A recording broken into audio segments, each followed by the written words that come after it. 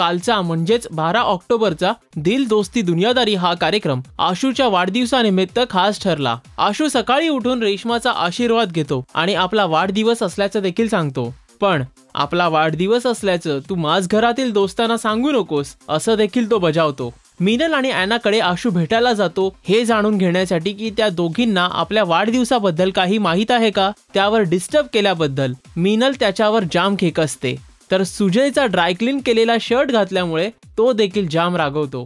काहीसा खट्टू झालेला आशू रेश्माला हळुवारपणे सांगतो की माझ्याविषयी कोणालाच काही वाटत नाहीये, पण किंजलला आशूचा बर्थडे लक्षात असल्यामुळे ती गिफ्ट आणि केक घेऊन येते।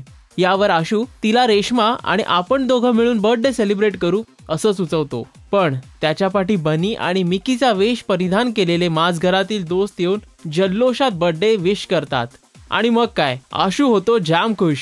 Wow, what a surprising moment for Ashu. पण आशूसाठीचा बर्थडे केक त्याने एकट्यानं खाल्ला असेल हे सुद्धा वेगळं सांगायची गरज नाहीये। बाय द वे, आपल्याला हा एपिसोड कसा वाटला हे खाली दिलेल्या कमेंट बॉक्समध्ये जरूर लिहा। दिल दोस्ती दुनियादारी या प्रोग्रामचे लेटेस्ट हॅपनिंग्स आणि अपडेट्स आम्ही आपल्याला रोज देत राहणार आहोत, पण त्यासाठी पाहत रहा राजश्री मराठी। नमस्कार, मी Spruha Joshi. Please subscribe to Rajshri Marathi.